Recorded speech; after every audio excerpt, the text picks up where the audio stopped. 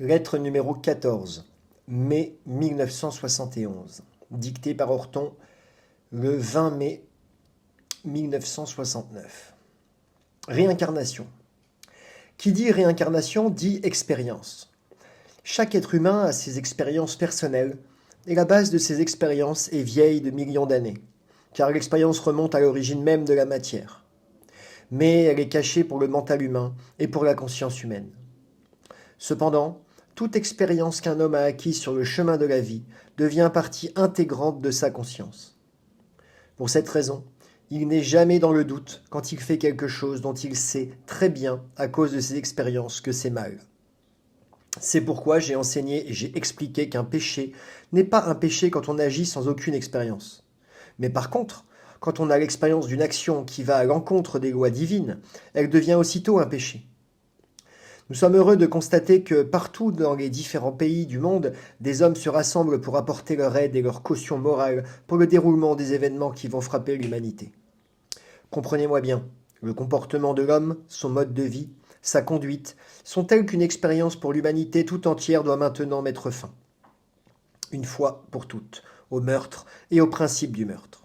Ceux qui, dans leur conscience, se rendent compte d'avance de la conséquence du principe du meurtre, et quand je parle ici du principe du meurtre, j'en parle dans ses conséquences extrêmes, ceux qui sont prêts à aider leurs semblables dans cette situation, ce sont ceux-là que nous servons.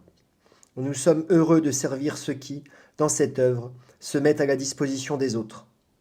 Dans le déroulement de ces événements, toutes les forces seront données à ceux qui sont prêts à suivre leur vocation dans ce travail pour lequel ils ont été choisis, à ceux qui, pour servir Dieu, aident leurs semblables à s'élever vers une plus grande perfection, mais en même temps aident et soulagent quand la douleur survient.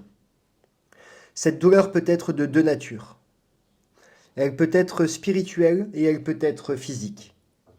Nous désirons seconder ceux qui peuvent aider sur le plan spirituel afin qu'ils puissent faire avancer leurs semblables vers la perfection sur le plan spirituel. À ceux qui souffrent physiquement et moralement, nous donnons des forces par l'intermédiaire des hommes qui sont capables de soigner le corps humain. Ce seront des forces, des pouvoirs que l'humanité ne peut pas concevoir actuellement. Mais une connaissance sera révélée par l'intermédiaire d'une école qui sera donnée à l'humanité. Une école que les humains n'auront jamais reçue auparavant. Cette école ne sera pas d'origine terrestre. Elle ne sera même pas donnée sur la Terre. Elle sera donnée dans l'espace.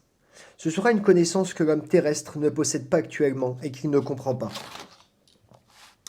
Il reste fort peu de temps avant que n'arrivent les événements que l'humanité elle-même a appelés sur elle, mais assez que tous les objets soient atteints à l'heure et à l'endroit voulu. Ceux qui œuvrent dans cette cause n'ont pas été choisis, comme la plupart des gens croient qu'ils ont été choisis, car le critère se trouve à un niveau supra-humain.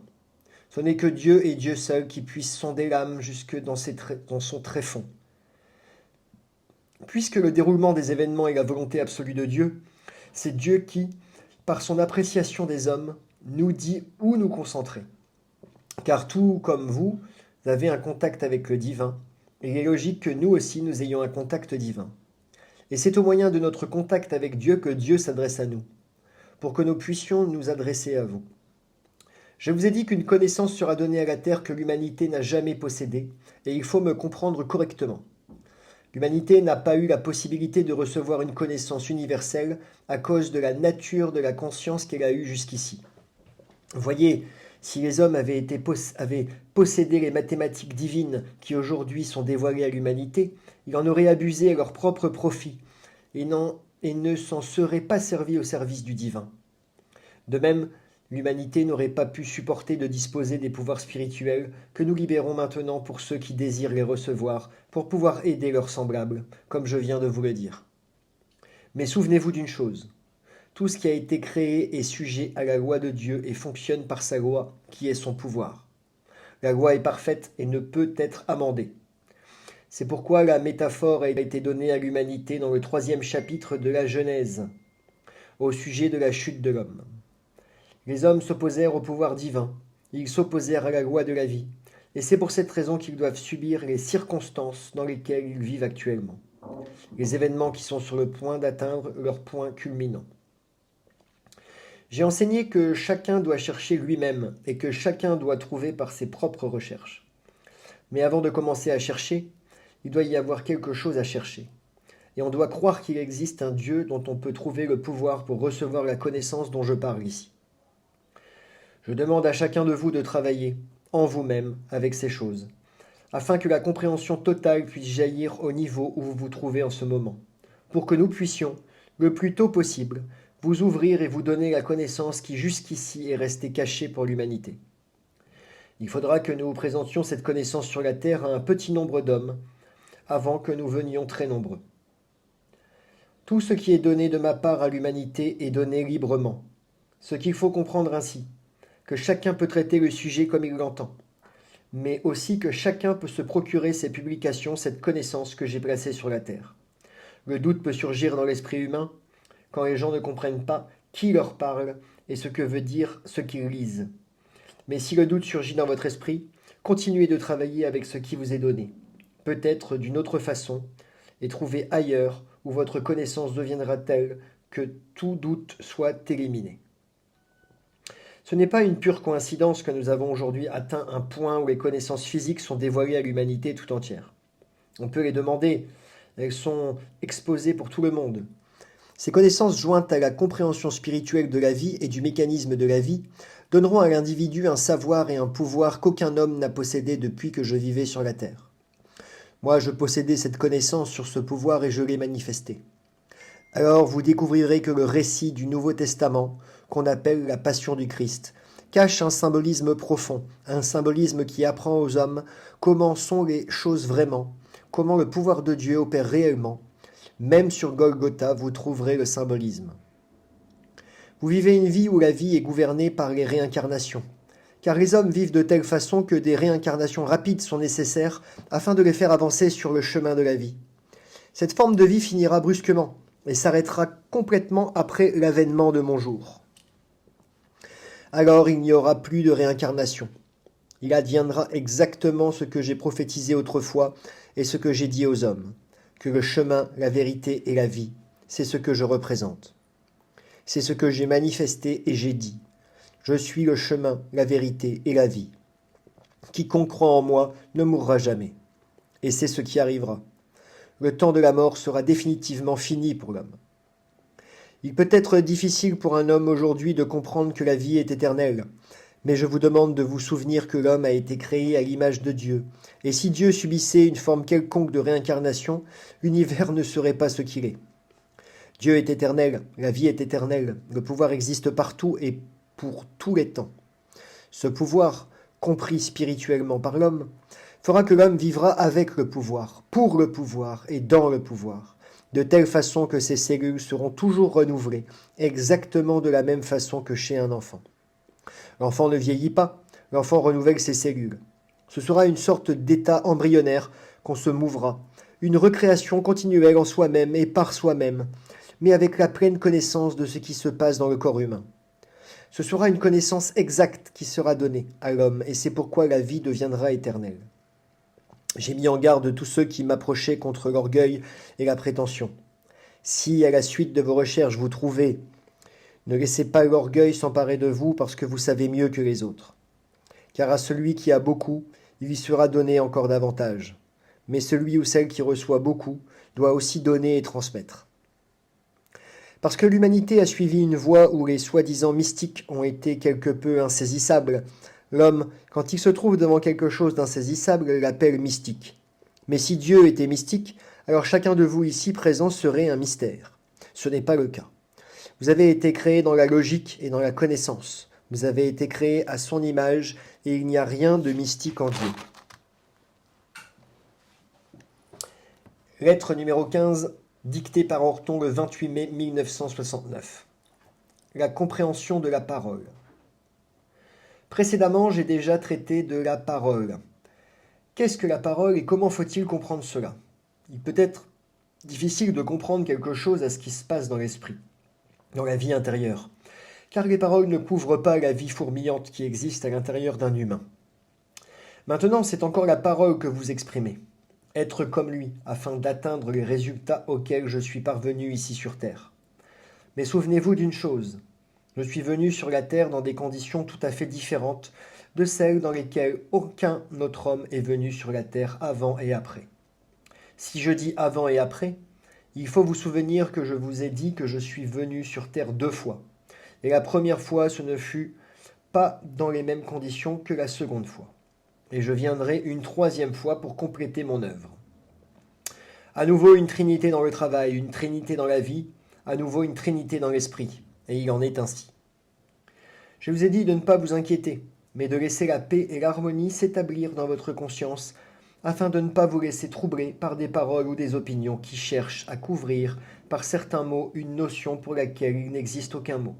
Cela devrait être logique. La compréhension se trouve au plus profond du mental.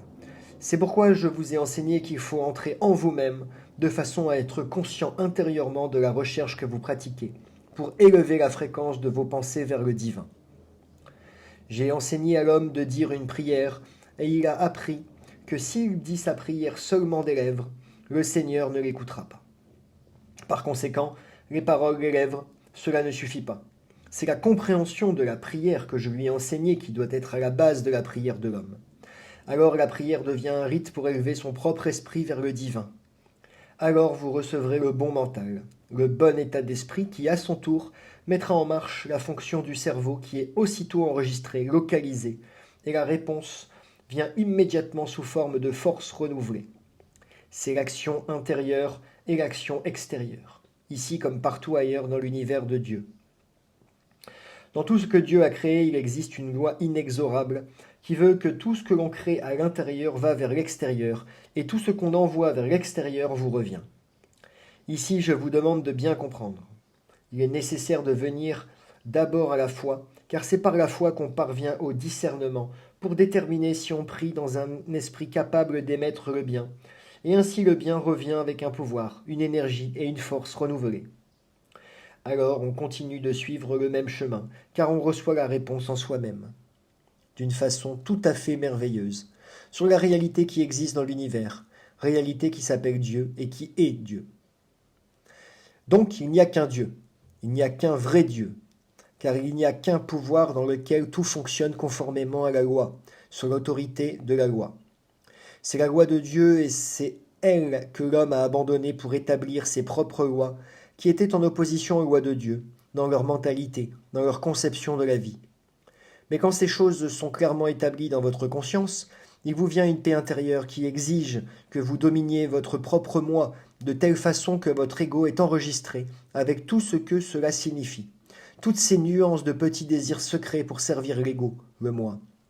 Cet enregistrement de l'ego signifie alors que vous pouvez entrer en vous-même, de telle façon que l'ego ne sert pas l'ego, mais l'univers. Alors l'ego cesse d'exister dans l'homme et l'homme devient l'égal de l'univers. Alors le royaume de Dieu sera en vous et vous deviendrez comme un vrai être humain sur cette terre, avec une conscience christique, vivant dans l'esprit de Dieu. Cela peut être difficile à comprendre pour l'homme car son moi domine tout. Vous vous reconnaissez dans ces observations que je vous donne ici. Vous savez que tout ce que vous entreprenez sert à une fin égoïste et très rarement à la notion de l'amour du prochain. Je dis ici notion, pour ne pas dire action de l'amour du prochain tel que je l'ai manifesté moi-même. Cela est difficile à comprendre pour l'homme. C'est pourquoi je vais venir pour achever mon œuvre, car maintenant, à cause du pouvoir de Dieu, l'homme va être élevé dans une conscience supérieure. C'est pour cela que cette école est donnée ici, pour qu'elle serve à élever la conscience de l'homme, lorsqu'il a brûlé ses vaisseaux dans la conscience qu'il présente aujourd'hui. C'est ainsi que vous devez comprendre ma métaphore au sujet des vaisseaux brûlés.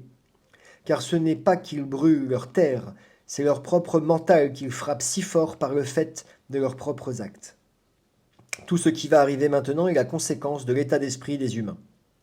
C'est ce que je vous ai expliqué quand je parlais des actions qui partent de l'intérieur, vont vers l'extérieur et reviennent à nouveau. Je vous ai raconté cela avant-hier quand je vous parlais de l'énorme masse de cellules nécessaires, au point de vue structure, pour créer un cerveau humain. Je vous disais que cette construction, cette élaboration dépasse de loin l'entendement humain, et ensuite, je vous ai expliqué quelle énorme quantité d'énergie est perdue à cause d'une fausse activité mentale. Quand je parle ici de la perte d'énergie, je parle des énergies créatrices, constructives, ce que vous appelleriez les énergies positives, car les énergies du principe opposé s'accumulent, et s'accumulent de telle façon qu'elles forment comme un anneau autour de la Terre qui peut tomber sur la tête des hommes d'un moment à l'autre. Si l'homme comprenait quel travail de création est à l'origine de l'œuvre de Dieu dans ce que vous appelez un cerveau humain, et ce qu'est vraiment un cerveau humain, il traiterait cet instrument avec un bien plus grand soin que ce n'est le cas sur la Terre aujourd'hui. Si l'humanité était unie, avec un mental pur produisant des pensées parfaites, où vous travailleriez ensemble dans une parfaite harmonie, tendant vers un but commun, vers le divin, alors il existerait sur Terre une activité mentale commune qui déterminerait un développement que vous êtes tout simplement incapable de comprendre actuellement. Car l'évolution serait si rapide que celle que vous connaissez de nos jours serait moins que rien. Personne ne serait abandonné. Et il n'y aurait pas d'abîme entre les différents groupements d'hommes, parce que tous prendraient part à cette œuvre, parce que tous seraient respectés, parce que cette œuvre est bénie dans toute sa gloire, bénie par l'amour de Dieu. Par conséquent, c'est plus qu'une tragédie, c'est un crime contre lui-même, pour employer une métaphore humaine, qu'un homme commet dans son propre mental quand il abuse de cette création géniale appelée un cerveau humain. Ce n'est pas seulement dans le cerveau, c'est dans le corps humain tout entier que la mentalité est créée. C'est pourquoi il ne faut exagérer ni dans un sens ni dans l'autre. C'est un tout solidaire qui fonctionne parfaitement, du sommet de la tête jusqu'au bout des pieds. C'est pourquoi il est difficile pour un homme de définir ce qu'est vraiment le mental humain et de savoir ce qu'il faut saisir en soi-même afin d'atteindre le point où l'ego quitte le mental en faveur d'un être divin, dans le véritable amour, dans une véritable harmonie mutuelle, ainsi que dans une véritable harmonie avec le royaume de Dieu et avec sa loi. C'est pourquoi il existe aussi quelque chose qu'on appelle le Saint-Esprit. Ce n'est pas une phrase dénuée de sens, c'est une réalité. Celui qui cherche à se dévouer reçoit un esprit saint, une mentalité sainte, et celui qui exprime un esprit saint, une mentalité sainte, reçoit une mentalité sainte et un esprit saint. C'est pourquoi je vous dis que le pouvoir de Dieu vienne sur vous, que sa paix habite en vous, car quand le mental est en paix, parce que la lutte intérieure et extérieure a été abandonnée, alors un pouvoir rayonne sur cet homme de l'extérieur et ainsi il reçoit une plus grande aide pour s'élever. Le pouvoir de Dieu est présent partout, ici, maintenant et partout ailleurs dans tout l'univers créé. Ainsi chacun peut chercher le pouvoir de Dieu et ainsi le royaume de Dieu est en chaque être humain, en chaque plante. Il est ainsi tout au long du chemin de l'évolution. Mais l'homme n'a pas voulu écouter, car son moi était trop fort. Il a voulu faire un essai lui-même. Il a cru qu'il pouvait se passer du pouvoir de Dieu, de la loi de Dieu. Il s'est opposé à lui sur tous les points. Et en retour, il a récolté un résultat diamétralement opposé à l'esprit créateur, au travail de création par lequel Dieu a tout créé. Il détruit ce qui est l'outil de Dieu, cette chose avec laquelle il construit tout, des particules auxquelles vous ne comprenez rien. Vous croyez que vous comprenez. Les physiciens croient tout savoir sur l'atome. Ils n'ont aucune idée des parties constituantes de l'atome, de la finesse de sa construction. Maintenant, ils le détruisent. Ils détruisent son œuvre de création. Je vous ai déjà dit pourquoi. Parce qu'ils ont détruit l'esprit de Dieu en eux-mêmes. Vous vivez dans la matière et vous avez un esprit. Je vous ai expliqué que la matière aussi a une sorte d'esprit qui est tout à fait différente de celle que représente un être humain, un végétal ou un animal. Mais souvenez-vous, c'est l'esprit de Dieu qui habite en tout. Et l'esprit de Dieu habite en l'homme plus que dans aucune autre chose sur cette terre, car l'homme est le maillon qui est le plus proche de Dieu dans la création. Et voilà, ce qui lui est le plus proche s'oppose à lui. Comme je vous l'ai dit, c'est pire qu'une tragédie.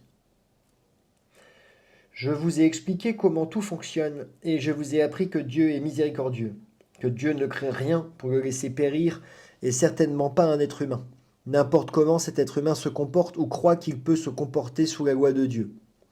Mais tout être qui vient sur le plan des humains doit porter les conséquences de ses actes et de son propre être. C'est cela le message christique. La philosophie primordiale du message du Christ est que l'homme est libre d'agir sous la loi, mais en même temps prêt à accepter les responsabilités de ses actes. Et il en est tout autrement pour le végétal. Celui-ci est lié à sa matière d'une toute autre façon que l'homme. Vous pouvez voir que du végétal à l'homme, il y a une évolution. Et vous remarquerez que si vous avez des yeux pour voir, et vous les avez, que l'évolution a lieu à des époques déterminées, à intervalles fixes, selon des bons déterminés. Maintenant, l'homme est au bout du chemin dans son infamie. Maintenant, le champ que l'homme a ensemencé va être moissonné. Dieu lui-même viendra avec son pouvoir pour séparer le bon grain de l'ivraie. Une partie sera recueillie dans la grange et l'autre partie sera portée au feu. Mais comprenez-moi bien, l'âme qui a été portée au feu sera transportée ailleurs où elle continuera d'ensemencer les champs qu'elle a négligés ici. Ce que je vous demande dans ce discours est d'arriver à la compréhension que vous portez en vous un pouvoir. Vous pouvez vous en servir pour le bien ou pour le mal. Celui qui s'en sert conformément à la loi est protégé par la loi. Celui qui en abuse sous la loi sera frappé par la loi. Si vous trouvez en vous-même la paix et l'harmonie, de façon à ce que le désir de servir dans l'Esprit de Dieu devienne primordial dans votre cœur, alors l'activité de vos pensées changera dans votre cerveau. D'autres pensées naîtront en vous. Vos buts dans la vie changeront du tout au tout. Alors une nouvelle conception de la vie se lèvera en vous, qui vous apportera ce renouvellement de la vie dont je vous ai enseigné en esprit, et qui, comme je vous l'ai expliqué, est une mutation spirituelle. Recevez le pouvoir de Dieu, recevez en vous-même l'Esprit Saint. Soyez calme et harmonieux au plus profond de votre être. Alors la Pentecôte viendra sur vous, comme pour tous les autres humains qui suivent le même chemin dans leur esprit. L'homme peut inventer toutes les théories qu'il veut. Il peut avancer toutes les notions hypothétiques sur des gourous et des yogis et tout ce qu'il veut. Aujourd'hui, il n'y a qu'une chose qui compte, c'est le message du Christ. Car celui-là est bien loin de la vérité qui croit. Par la mortification de la chair et l'autodiscipline, pouvoir obtenir mon pouvoir pour son propre avantage. Ce dont je parle ici se trouve sur un tout autre plan. C'est un examen de conscience. C'est d'avoir les yeux ouverts sur soi-même et par là, avoir les yeux ouverts sur l'extérieur. Le message christique est logique car il est divin. Le message christique est miséricordieux car il enseigne la miséricorde de Dieu envers l'homme. Ne vous laissez pas troubler par ce qui est autour de vous, par ce que vous entendez dire ici et là, car tout est sous la volonté de Dieu, sous son contrôle. Et tout ce qui va se passer ici sur terre est la volonté absolue de Dieu. Que sa paix soit avec vous et que son pouvoir habite en vous. Lettre numéro 16 dictée par Orton, 3 juillet 1969. Manifestation de vie. Il s'agit de la manifestation de la vie, telle qu'elle devrait être vécue, une vie de paix et d'harmonie envers le divin. Quand je parle du divin, il faut comprendre cela de la façon suivante. Celui qui est en paix et en harmonie avec son Dieu n'a pas de soucis intérieurs, parce que les tourments de la conscience ont disparu. Retenez bien ce qui suit. Tout ce que vous produisez dans votre cerveau n'est qu'une image après l'autre, des images qui sont embrouillées de telle façon qu'il n'y a jamais une seule image claire et nette, mais que chacune est remplacée aussitôt par la suivante, parce que vous n'êtes pas en paix et en harmonie. S'il se présente une image après l'autre, vous devenez aveugle. Vous ne parvenez pas à comprendre ce qui se passe vraiment. Vous ne pouvez pas enregistrer les images une à une de façon qu'elles soient claires dans votre conscience. Si on est en paix et en harmonie envers son Dieu, une image claire se forme dans la conscience du vrai sens de la vie. Alors viendra la vraie manifestation de la vie. La vraie manifestation de la vie est identique à la vérité. Ce qui est nécessaire, c'est la vérité sur votre propre situation dans le moment présent. Car à une époque ultérieure, la conscience sera élargie de telle façon qu'une plus grande connaissance sera donnée à la base du travail que l'on entreprend sur soi-même. Alors viendront d'autres images, alors le travail sera à un autre niveau. Alors la vérité de maintenant cédera la place à une autre sorte de vérité, à ce qui va arriver, ou de savoir ce qui est et ce qui n'est pas la vérité à une époque future lointaine.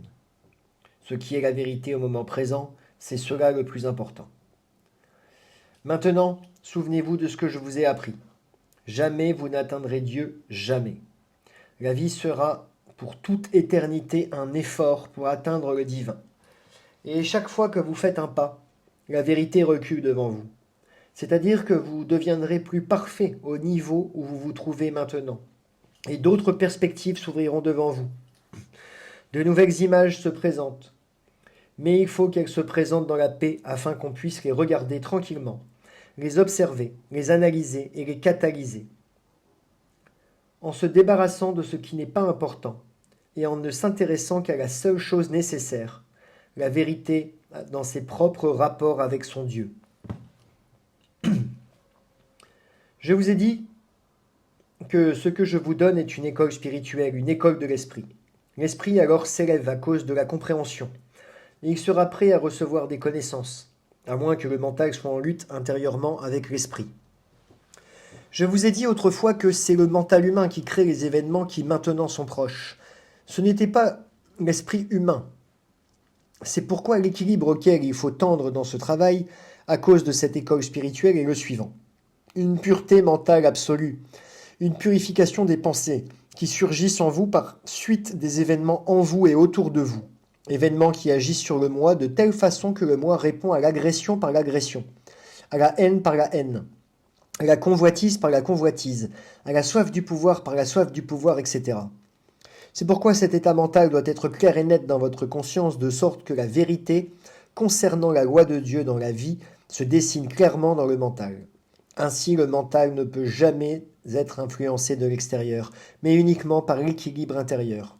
Car en dehors de l'homme, il y a discorde et déséquilibre. Des particules se meuvent dans des champs de force. Ces champs de force se trouvent dans l'intérieur de l'homme et fonctionnent exactement de la même façon dans l'esprit que dans la matière. Il n'y a aucune différence. Quand vous êtes influencé de l'extérieur par des mentalités comme celles qui entourent l'homme sur Terre, l'agitation et la désharmonie s'emparent de votre mental. C'est pourquoi vous devez pouvoir vous tenir à l'écart de vos semblables, afin que l'influence de l'extérieur ne soit possible que lorsque cette influence est désirée. Le mental pur ne désire qu'une influence pure. Et le mental pur apprendra vite à distinguer entre le pur et l'impur, parlant métaphoriquement. Par conséquent, celui qui est pur dans son mental ne reçoit que ce qui est pur. Tout le reste disparaîtra. Mais souvenez-vous, dans tous les aspects de la vie, il y a le pur et l'impur, et ce qui apparemment peut sembler faux, peut très bien, du point de vue opposé, avoir un aspect pur comme toile de fond, mais manifester à travers le mental d'un mauvais esprit donner un résultat faux. Celui qui a un mental pur ne voit pas ce mauvais résultat, mais il voit le fond, car il voit l'image clairement et non pas trouble, et il ne voit que la vérité, car il ne désire que la vérité. Alors il a une toute autre vision de la vie, et par là, une toute autre attitude devant la vie. Alors il n'est pas révolté par le fonctionnement de la loi, telle qu'elle agit dans l'esprit et dans la matière, à cause du choc en retour dans la matière d'un mauvais comportement dans la vie. Des pouvoirs comme ceux dont je vous ai parlé, manifestés par un esprit, amènent une autre conception de la vie et une autre attitude envers la vie. Mais cette autre conception et cette autre attitude ne peuvent être gouvernées qu'à travers un mental pur. Car si le mental n'est pas pur, vous aurez l'attitude qui est manifestée sur la terre aujourd'hui. Une des premières choses que je vous ai enseignées, et une des premières choses dont je vous ai parlé dans cette école spirituelle, était le mauvais mental de l'homme. Le mental est l'endroit où les influences de l'extérieur et de l'intérieur se reflètent dans le comportement, dirigé vers l'intérieur ou vers l'extérieur de celui qui subit ces influences. C'est pourquoi seul celui qui, dans son mental, manifeste la pureté absolue, sera à même de recevoir la vérité absolue sur la loi de la vie et de la matière. Car celui qui connaît la loi de la vie et de la matière connaît la loi de la vie et de la mort. Et celui qui connaît la loi de la vie et de la mort domine la vie et la mort spirituellement. Celui qui domine la vie et la mort spirituellement peut dominer la vie et la mort de ses semblables. Par conséquent, seul celui qui a le bon état d'esprit aura le droit de recevoir ses pouvoirs, puisque le principe du meurtre ne peut être toléré sur ce plan. Il devrait être évident que, pour manifester cette forme de vie ou comportement dans la vie dont je parle ici, il doit être clairement établi dans votre conscience que ces pouvoirs sont personnels et que la vie en dehors de vous ne vous concerne pas, excepté que vous avez une responsabilité envers votre Dieu pour cette vie, en évitant de lui faire aucun mal. Donc c'est l'amour de la vie qui doit prévaloir, de sorte que, par cet amour, vous viviez les uns pour les autres. Alors vous ne vous ôtez pas la vie les uns les autres à cause d'une mauvaise mentalité et un esprit fort. Alors la vie deviendra éternelle d'une autre façon qu'elle est éternelle pour l'homme sur la terre aujourd'hui. Nombreux sont ceux qui ne comprennent pas cela. Je dirais plutôt, la plupart des hommes ne le comprennent pas, car ils ne comprennent pas le principe de la liberté dans la loi de Dieu. Le fait que la vie est libre avec une responsabilité totale ne leur plaît pas, car cela exige qu'on laisse la vie libre en dehors de soi. Alors le principe de l'esclavage doit être aboli, alors le bœuf doit être libéré. Il n'est pas suffisant de chercher l'affranchissement et la liberté dans sa propre conscience, et par là, dans son propre esprit, si le mental n'est pas prêt à donner cette même liberté autour de soi. C'est pourquoi les hommes sont enchaînés les uns aux autres. C'est pourquoi ils ont ce comportement dans la vie, car ils sont enchaînés mentalement. C'est pour cela que je vous ai dit de ne pas vous faire violence dans votre quête, mais d'être libre et vrai. Le chemin serait long et étroit pour l'homme, s'il devait manifester ces choses en lui-même avant qu'une autre manière de vivre pût apparaître. Je vous ai parlé de l'espace et du temps, et je vous ai dit que le temps se trouve dans l'espace. Cela s'applique aussi à la vie, et c'est pourquoi une limite de temps est imposée pour la manifestation de la mentalité telle que l'homme la manifeste. Et c'est pourquoi il lui est permis de courir à la catastrophe dans cette mentalité, car ils reçoivent la vision négative où d'autres peuvent recevoir une vision positive, mais l'effet sera le même, bien que différent en ce qui concerne la douleur. C'est pourquoi je vous ai dit que c'est une nouvelle naissance de l'esprit qui va avoir lieu, car l'esprit et le mental trouveront leur équilibre. À cause de la vie que l'homme a manifestée depuis des millénaires, la vie destructive. C'est pourquoi la destruction viendra de telle façon qu'elle deviendra positive, qu'elle deviendra parfaite. Y a-t-il donc quelque chose de parfait dans une chose négative ? La perfection est parfaite dans toutes les circonstances, même dans le négatif. La perfection négative est la perfection destructive, aussi dans la mentalité que l'on manifeste. C'est pourquoi tout ce qui va arriver est la volonté absolue de Dieu. Mais pour celui qui cherche à trouver la vérité sur le chemin de la vie, son mental changera à mesure qu'il cherche. Mais on ne peut chercher qu'à un seul endroit, en soi-même. Car en dehors de vous, c'est la vie des autres et le mental des autres qui se manifestent. Et là, vous ne trouverez pas. Il faut trouver en soi-même. Car la vie est absolument personnelle devant Dieu. S'il n'en était pas ainsi, l'humanité ne serait qu'une masse compacte qui ne pourrait être séparée. Alors on ne pourrait parler d'un individu circulant librement, mais d'un grand rassemblement avec une grande conscience collective et un grand mental collectif. Ce n'est pas le cas, l'individu est libre. Il a reçu la vie libre, mais il veut enchaîner la vie des autres tout en gardant lui-même sa liberté. Cela n'est pas permis. C'est pourquoi je vous ai dit et je vous ai appris que vous ne devez pas vous enchaîner les uns les autres, que vous ne devez pas vous forcer les uns les autres. Au fur et à mesure que les images que je vous donne pénètrent dans votre conscience de telle façon qu'elles apparaissent une à une et clairement, elles finiront par dessiner l'image complète, une image à la fois. En d'autres mots, ce qui est dit ici, ce sont les détails d'une image géante. Trouvez la paix afin que vous puissiez embrasser l'image tout entière d'un seul coup d'œil. Alors vous aurez la sagesse, car vous connaîtrez la vérité au niveau où vous vous trouvez. Alors la conscience sera aussitôt capable de saisir d'autres sortes de questions, et alors la vérité sur le plan suivant doit être cherchée exactement de la même façon dont elle est cherchée ici. Mais il y a une différence fondamentale entre la recherche ici sur Terre et la recherche avec un bon mental. Car un bon mental se tourne immédiatement vers la vérité, il va du bon côté. Vous avez la matière qui s'appelle le corps. Mais retenez bien une chose, le corps n'est après tout rien d'autre que de la poussière. Le corps est de la matière et il est soumis à la loi qui existe pour la matière. Mais dans ce corps habite l'esprit et le mental, et vous y trouvez l'âme de telle façon que le mental et l'esprit habitent l'âme. Cela confère à la matière une autre sorte de vie que celle qui existe là où il n'y a que matière, sans esprit, seul dans un champ de force. Par conséquent, vous êtes plusieurs choses à la fois.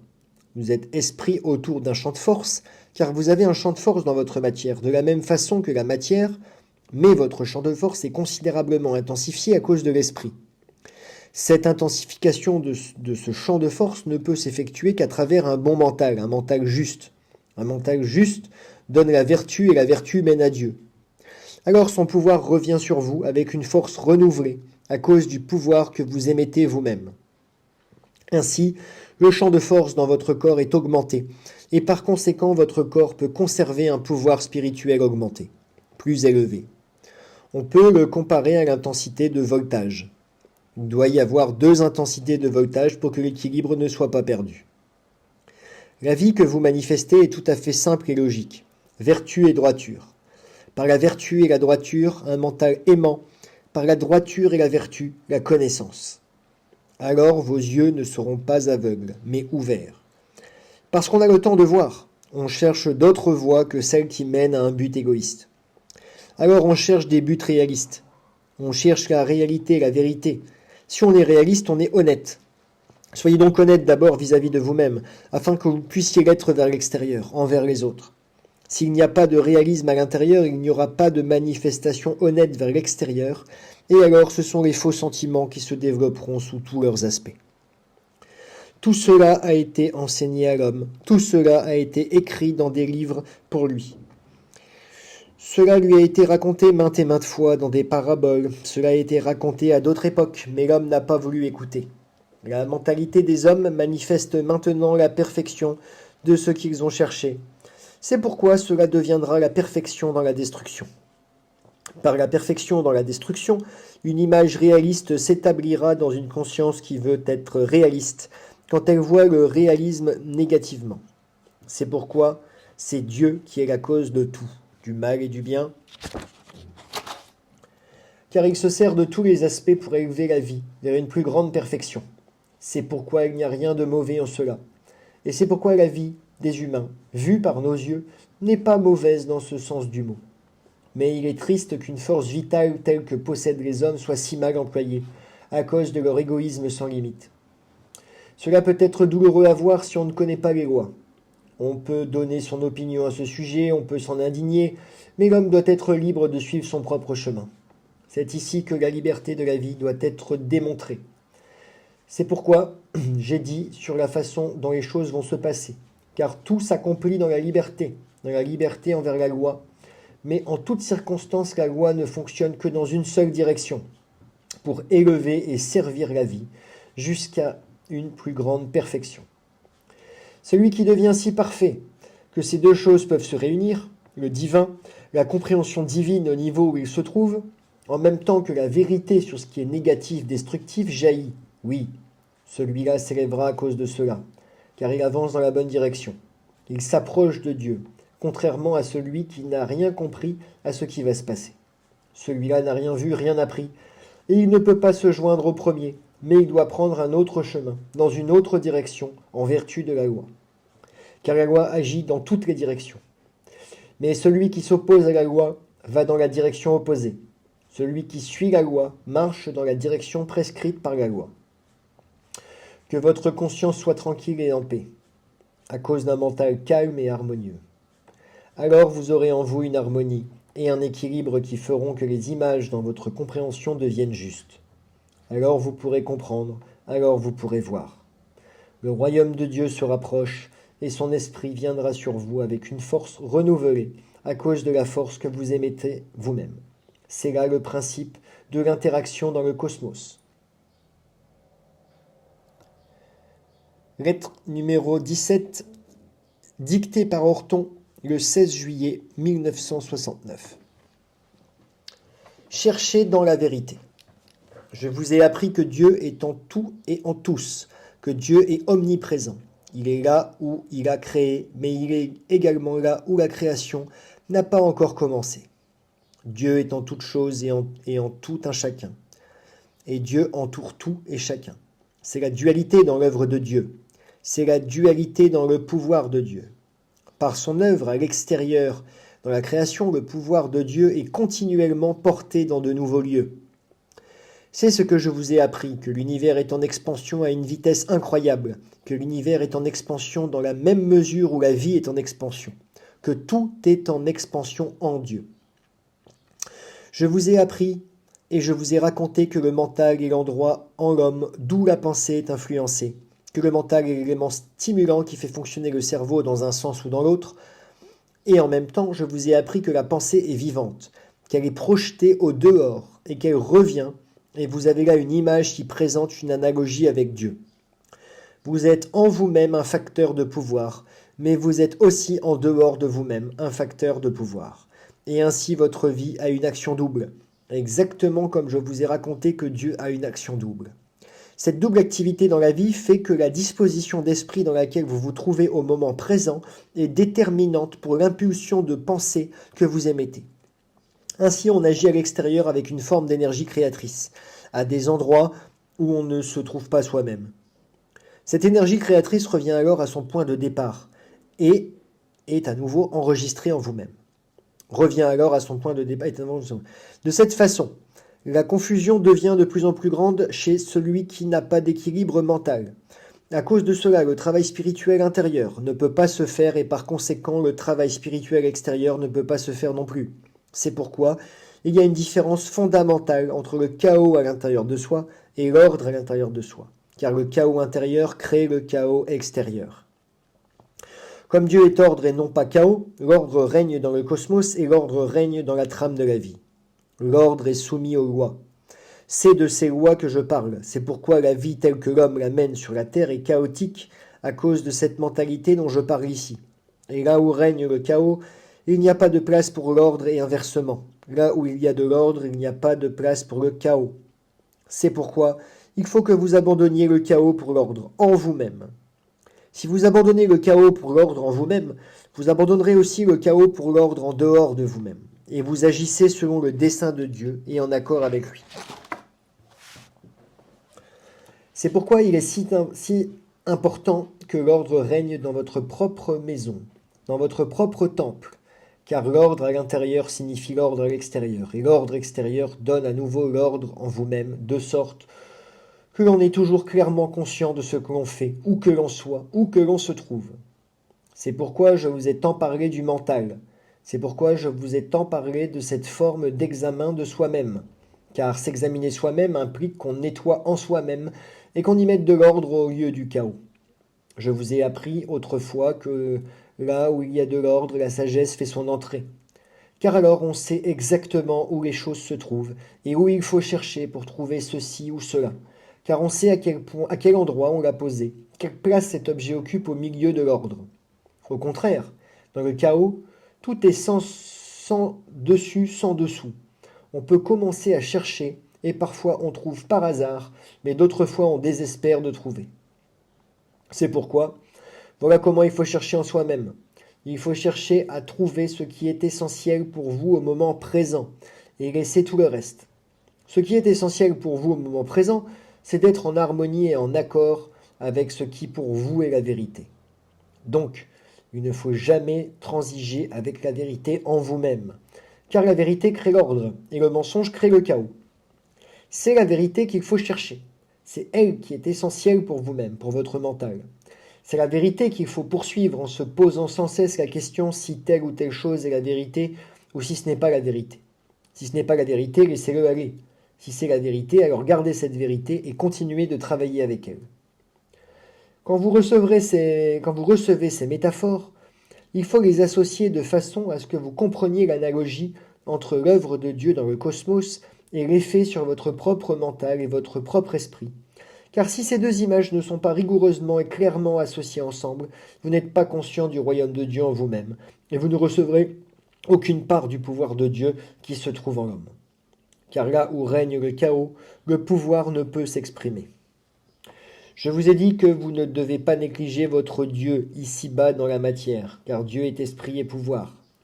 Mais souvenez-vous que sous la forme d'esprit et de pouvoir, Dieu a créé la matière. Donc Dieu se trouve aussi dans la matière. Donc Dieu est omniprésent, et il agit dans la matière par sa loi, sous la forme de pouvoir. Quand cette loi est révélée à quelqu'un dans son propre mental, alors l'esprit entre en lui sous la forme de pouvoir. Alors c'est le pouvoir de Dieu qui agit à travers l'homme, car le pouvoir est projeté au dehors et le pouvoir revient. Mais quand cette forme de pouvoir dont je parle ici a été émise sous forme d'une pensée de vérité, cette pensée de vérité revient avec une force renouvelée et engendre vos propres pouvoirs d'esprit. Ainsi, tout a une double action, que ce soit le négatif ou le positif. Quand je parle de négatif et de positif, il faut comprendre cela au sens figuré. Si on va contre la loi de Dieu, le choc en retour est double. Si on suit la loi de Dieu, l'effet est double aussi. Mais contre la loi de Dieu, on ne peut recevoir le choc en retour double qu'un certain nombre de fois. Et on ne peut pas aller plus loin, car alors c'est le chaos, à cause de la mentalité et de l'esprit liés à la matière. C'est cela que l'humanité doit affronter. Si l'on prend l'autre chemin, l'ordre est illimité, et à cause de cela, les forces sont illimitées aussi. Alors vous pouvez moissonner 7 fois et 14 fois. Et c'est pourquoi les forces qui sont libérées maintenant sur l'humanité sont beaucoup plus puissantes que celles que l'homme a libérées lui-même. Car l'ordre l'emporte sur le chaos. C'est dans l'ordre, dans la paix et dans l'harmonie avec Dieu, pour Dieu, que nous venons vers la terre, vers le chaos, pour créer l'ordre. Je vous ai demandé de lire votre Bible, car là il est écrit comment vit l'humanité. La façon dont se comportent les hommes les uns envers les autres est dévoilée. S'ils veulent bien lire et si vous lisez votre Bible, vous trouverez encore autre chose. La vérité est toujours venue à l'homme sous la forme de prophéties venues de l'extérieur. Mais dans la Bible, on parle de prophètes de deux façons. Il est question des scribes et des prophètes. Et il est question d'un prophète qui parlait aux scribes et aux prophètes. Quels sont donc les prophètes dont il est question dans la Bible ? Ce sont les prophètes qui ont été mentionnés maintes et maintes fois. Gardez-vous d'eux. Qui sont donc les faux prophètes ? Ce sont ceux qui marchent avec l'évangile du mensonge. Ceux-là, on les écoute. Mais la vérité n'est pas écoutée sur cette planète du mensonge. C'est pour cela qu'une image après l'autre est donnée dans la Bible sur la manière de vivre et sur la destinée des vrais prophètes. Jamais on n'a voulu les écouter, pas davantage à cette époque que maintenant. C'est pourquoi il n'y a que celui qui cherche la vérité en lui-même qui pourra lire ce livre objectivement, car on peut tout tourner à son propre profit, et on peut lui faire dire ce qu'il vous plaît. Car les mots sont faciles à interpréter, la vérité est claire et une, elle n'a pas besoin d'interprétation. Mais la vérité est de l'esprit, et n'est comprise que par un esprit qui est pur dans sa recherche de la vérité.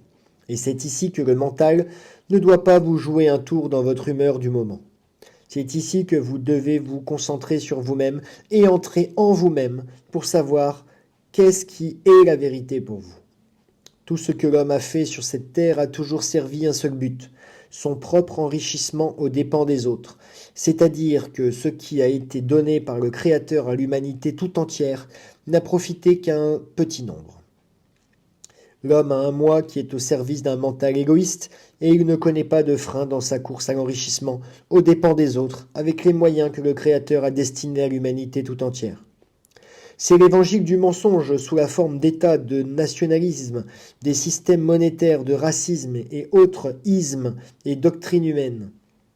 Tout cela ne doit pas vous influencer. Regardez-le en face avec calme et sérieux, sans chanceler et restez ferme dans les principes qui pour vous sont la vérité dans la trame de la vie, telle qu'elle a été pensée depuis le moment de la création. L'homme blâme Dieu et veut lui être supérieur. Il veut dominer Dieu et sa loi, avec un évangile de mensonge. Il est froid envers son prochain, envers la vie, envers les pouvoirs que Dieu lui a donnés sous la forme de matière et de vie sur cette terre. Regardez cela en face avec calme et pondération, et pesez votre propre position dans la situation où vous vous trouvez sur cette terre en compagnie de vos semblables. Allez votre chemin et laissez les autres marcher dans la lumière qui pour eux est la vérité, même si vous savez que c'est l'évangile du mensonge. Ne vous laissez pas influencer par les faux prophètes, car les vrais n'ont aucune chance sur cette terre et n'en ont jamais eu. Mais les paroles qu'ils ont dites à l'humanité ont été conservées à travers les âges. Et vous pouvez les lire dans la Bible ou ailleurs, n'importe si le prophète dont je parle ici et qui est la vérité est recherché dans l'esprit ou dans la matière. Maintenant, parce que je vous ai enseigné, vous comprenez pourquoi nous nous rencontrons à mi-chemin. Si vous cherchez la vérité, vous trouverez la vérité en vous-même. Quand on cherche la vérité avec un esprit honnête et ouvert, et quand vous avez trouvé ce qui pour vous est la vérité dans la vie, c'est le cerveau qui entre en fonction, au service de la vérité. La pensée qui est alors émise est une pensée de vérité. Alors la vérité reviendra sous une nouvelle forme de vérité, et à chaque fois que cette impulsion est enregistrée à l'endroit où l'âme se trouve, vous avez diminué de moitié la distance qui vous sépare de nous, car vous avez diminué de moitié la distance qui vous sépare de Dieu, au niveau où vous vous trouvez. Ainsi nous allons les uns vers les autres, pas à pas, mais souvenez-vous de ce que je vous ai appris.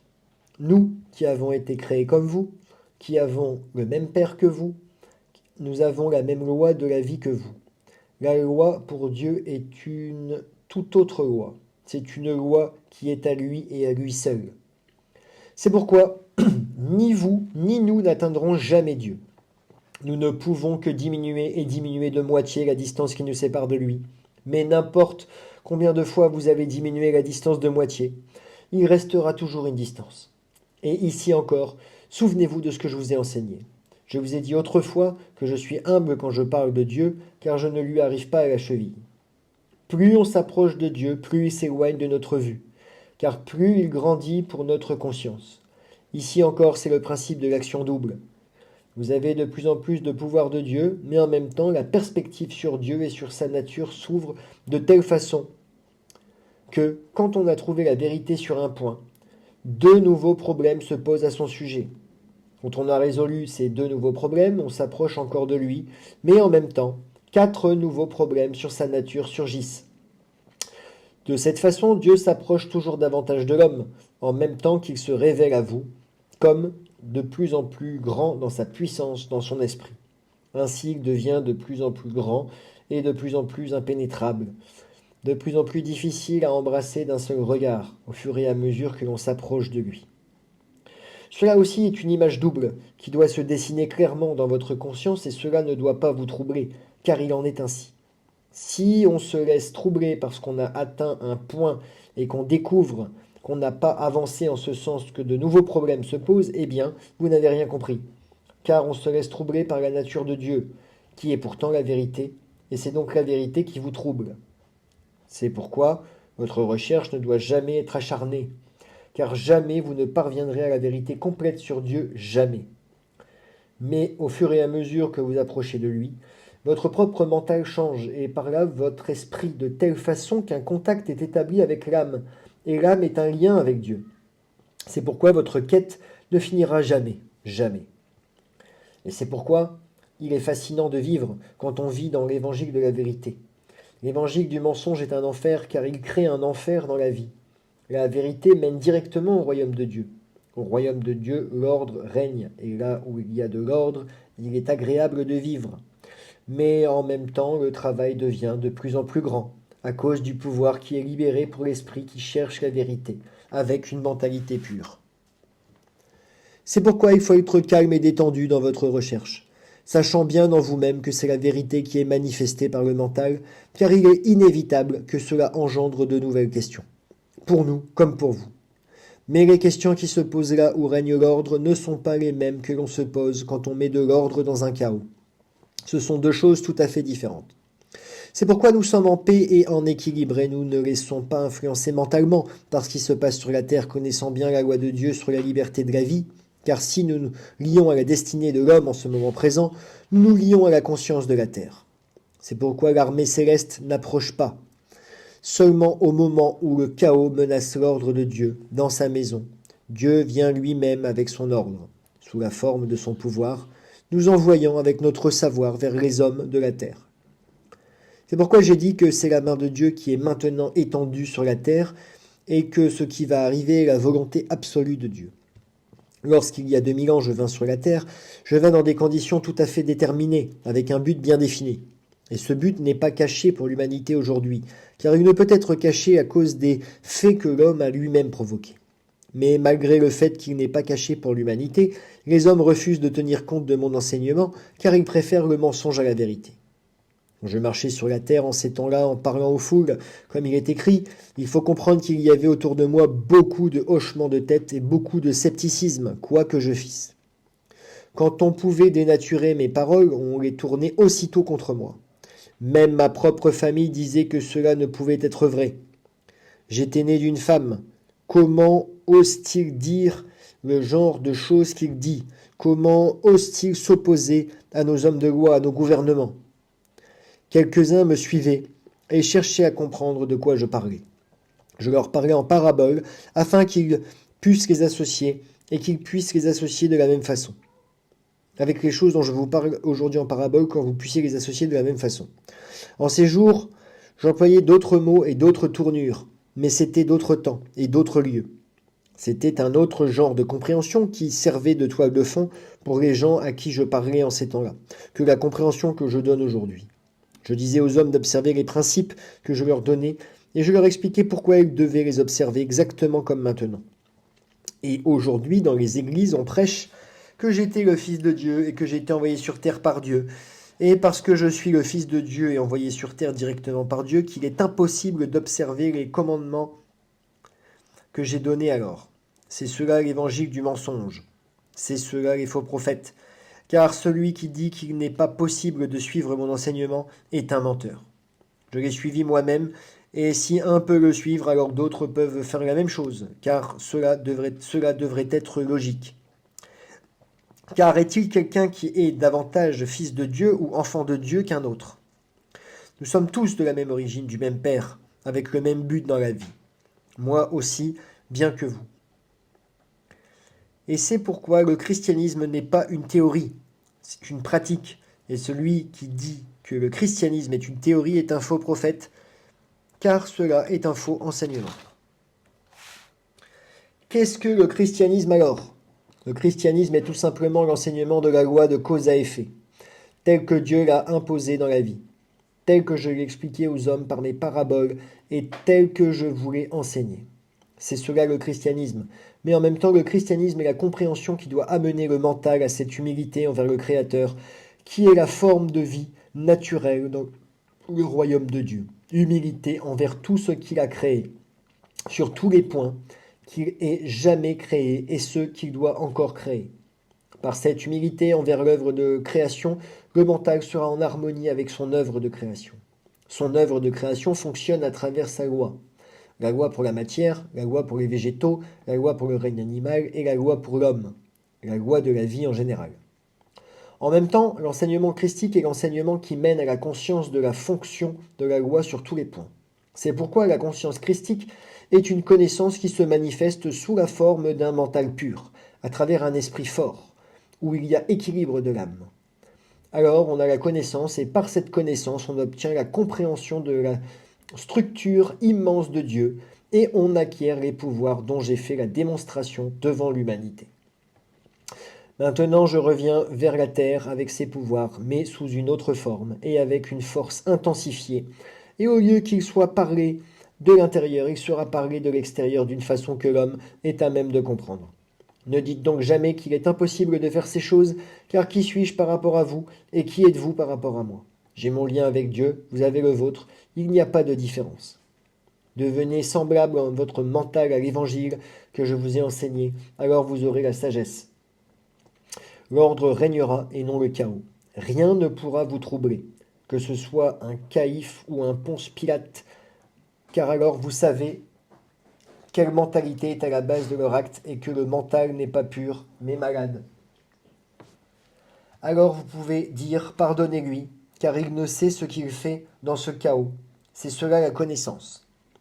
Les événements qui vont arriver sur la Terre arrivent à cause des lois que je vous ai enseignées.